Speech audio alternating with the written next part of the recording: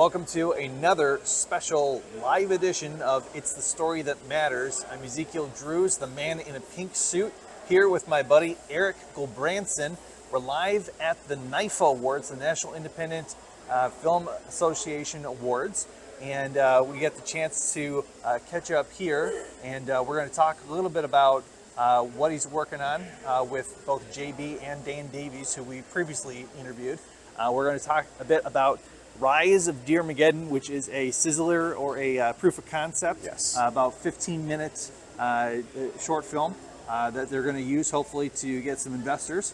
So let's just kind of jump right into it, Eric. Sure. So, but thanks for joining me. I'm glad to be here. Glad to be able to spend some time with you. Cheers. So tell me about, I know I was in the film, so I don't want to talk about it. I want you to talk about it. So Sure. tell me about Rise of Deermageddon. So, I guess going back before Rise of Deermageddon was Deermageddon. And what happened was we had filmed the first episode or pilot episode of a series called A Forest Ark. And everyone was chatting in the morning, and Dan came up with this interesting idea, and I think it started with cows. And it started with like cowpocalypse or, Cowmageddon. And I said, Dan, it's Wisconsin, it's deer. It's Deermageddon. Yeah.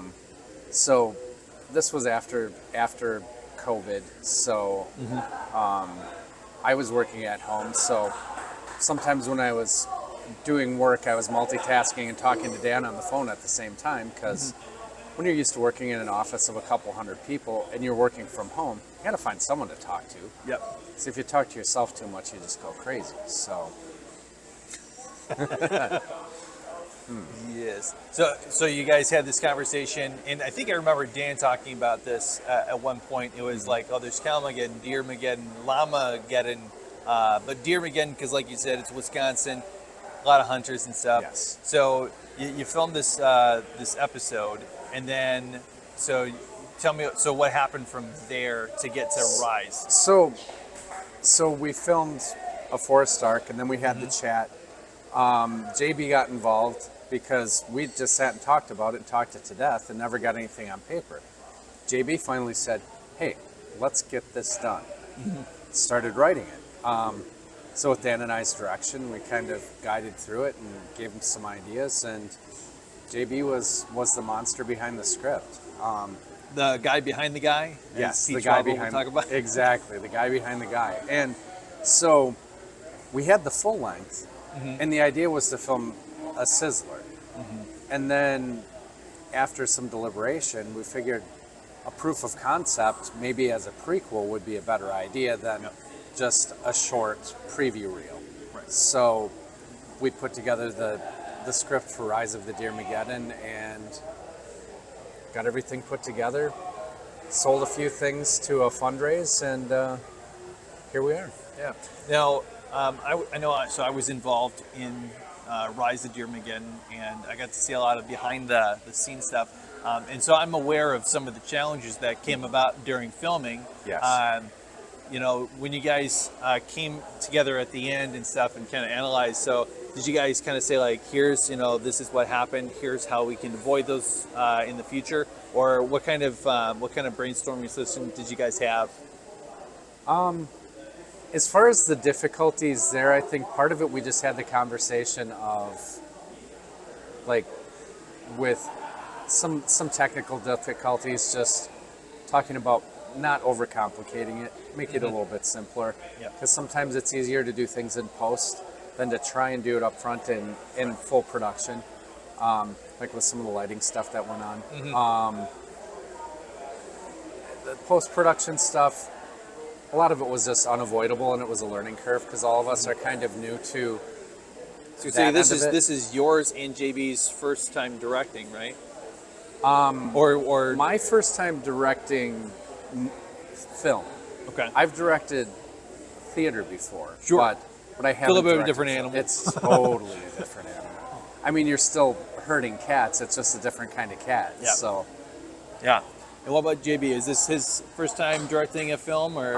I think he had done some stuff in high school. I had done some stuff in high school too, I guess, but I don't know that I count that because it was some dorks with a camcorder doing stuff for a project in school. So Well, you got to start somewhere. Yeah. And one of the things that I have probably seen a lot of in doing a lot of these interviews and getting to know filmmakers is that everybody has to start somewhere, whether they were a student or if they're just an amateur with an iPhone 7 or whatever they're trying to do just to get experience. And the only way that you can get experience is just by doing it.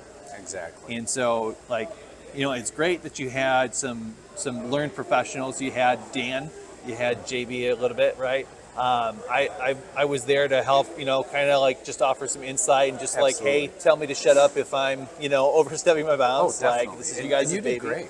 So, Your advice was great. I tried.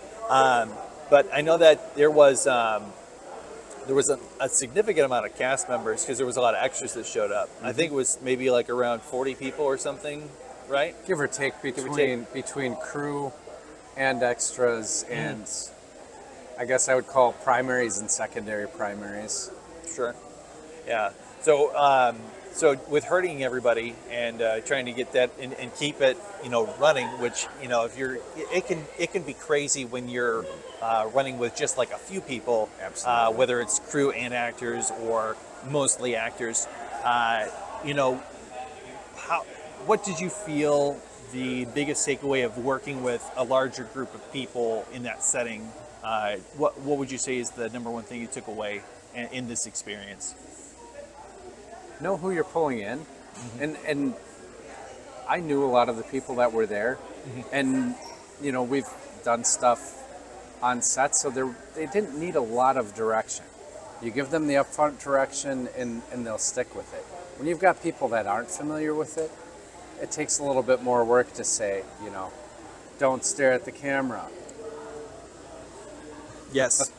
And I think that is because when you put it like that, a lot of actors, so if they don't get specific training and stuff, a lot of people, so they're used to doing, especially for, I want to say like auditions or something, a lot of times they'll look just directly into the camera. And what people don't know as actors is that you should look just off camera. Right. Because that way, you never want to look, unless it's for some reason it's campy and you're doing, or you're, I'm trying to remember, but there was a film version of Othello, and I remember because Kenneth Branagh was Iago in it, and he did all these monologues, and he was talking to the camera, because essentially it was like he was talking directly to the audience. But we're not all doing Shakespeare for film. Absolutely. And so dealing with those kind of actors that don't know any better, because if they're in high school theater or something and they just know, I need to deliver my monologue to the audience, right? So it's interesting to kind of work that. So yeah, so it's interesting, unless you're intentionally trying to break a fourth wall. Yes, and because otherwise, even point of view perspective, you're still slightly off, because otherwise it's just a little bit unnerving. And if you want to be unnerving, that's fine. That's the way that you can do that. But like, I don't know, do you remember when they were interviewing Ross Perot when he was running for president? I was probably, maybe 10 years old. I wasn't that much older, but I remember that he was like a space alien, and he treated the camera like it was the person, but it didn't come off the way he expected it to. And when he was being interviewed, instead of having a conversation with somebody and answering the questions, he was answering the questions to the people while he was doing this. So if you're asking me questions, Ezekiel, I'm not looking at you, I'm looking at whoever's watching this, and it was very unnerving. And I remember not having, professional training in this stuff. Sure. That was one thing I remember when we did some film stuff, and then I remember the Ross Perot incident and went, okay, I know how I felt watching that, and I don't want anyone to feel like I'm that guy. I mean, there's enough people that think I'm from space anyways. I sometimes question that myself, but hey, ladies and gentlemen, Super Jason's here. Yeah. Cheers. Super Jason, say hi. Say hi to the camera. Say hi to the Give camera. him a wave. Super Jason also was in Rise of the Deermageddon as the motivational speaker. And he was absolutely fantastic. Fantastic. He had the voice. He also, when I had to dodge out, he also put on the shirt that I wear in the film and had my head down. So if you notice, I don't have hair. So all of a sudden, you would notice there was two different instances where it looked like the back of his head, and then also the back of Super Jason's head, which is fantastic. So it was my one time in film to be able to have hair. Unless you're looking for it, you don't really catch it. Yep. But yeah, there's one spot where it's shaggy, and then there's one point where it's a little more clean cut. And I looked, I'm like, that's not me. That's definitely not me. Yeah, I haven't cleaned it up in a little while. It's all fine and good. it's okay. You know, when you're a director, you're entitled to be a little weird. You know, you don't have to worry about it. Well, my next project, I'm gonna have to cut it, so I'm enjoying it while I can. Oh, and we're being joined by Dan Davies, who we interviewed previously. Indeed. Look at this guy. Dan Davies is also one of the directors and also the star of Rise of the Deermageddon. Dan, any comments about the filmmaking process that you would like to share? Coolio, hells to the yeah, and off the hook. Very deep remarks as always. Indeed. You never know what's going to happen when something's live. So Absolutely. And when that live person that shows up is Dan, it's doubly questionable. So it's very true. Now, is this so? You worked with Dan for a Forest Dark, you said, right? yes. So tell me about your experience with that one. So a Forest Dark is also a part of the officially selected films for Milwaukee Independent Film Awards. Oh. Tell me about your experience working with Dan on the, I don't know if you call it a documentary or a TV pilot, or it's kind of a mix of different things. Tell me about that. So it's a great story, and there's a lot that I can't give away that I know.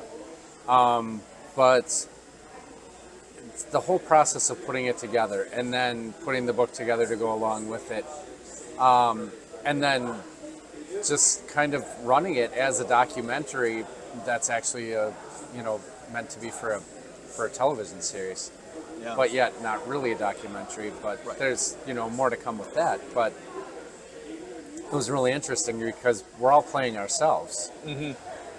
Fictionalized versions of ourselves. So it was very interesting, and I got to throw CJ Guzan out the door, so that was fun. Hey guys, We're filming here. We're filming, so if you guys want to keep going. Yeah, No no worries. problem. It's all right. You never know what happens Hello. when you're live.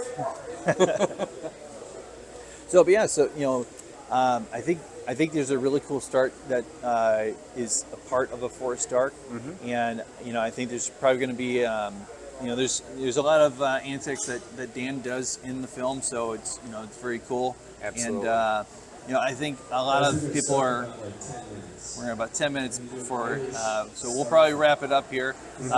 But look for a Forest Dark, and I'm going to get these guys to submit Rise of the Deermageddon to the Milwaukee Independent Film Awards as well, so that way we can get that one shown, because it is a cool film, and it is, in fact, a musical. So that Indeed. will be very fun as well. So look for that. Some would call it the Citizen Kane of zombie deer movies, or zombie deer musicals. Zombie Deer musicals, I believe. Hey Tommy, you're blocking us. Whoa, hi everybody. Hello, hello. But so Yeah, you're right in front of the camera, though, brother. That's all right. No worries. So we're going to wrap up, but this has been Eric Gulbrandsen, director and filmmaker of Rise of the Deermageddon musical, and we look forward to seeing that and hopefully getting that up funding. You'll be able to support Rise of the Deermageddon. Just look for on Facebook Deermageddon the musical. So that way we can try to help with getting people more awareness and support for this really cool film that's coming up. And actually, now that you mention that, if you go to shop.thedeermageddon.com, there's a lot of great merchandise out there. In fact, some of it that even made an appearance in the short film itself. Ooh. There's shoes, I there's was shirts. wearing the shirt, right? You were wearing one of the Wearing the shirts, shirt, yes. And I was wearing the black and white version of that same shirt. Yes. So shop.thedeermageddon. Yes. Shop.thedeermageddon.com. There you go. And lots of cool Shot, stuff coming. Yeah, very cool. Cheers, folks.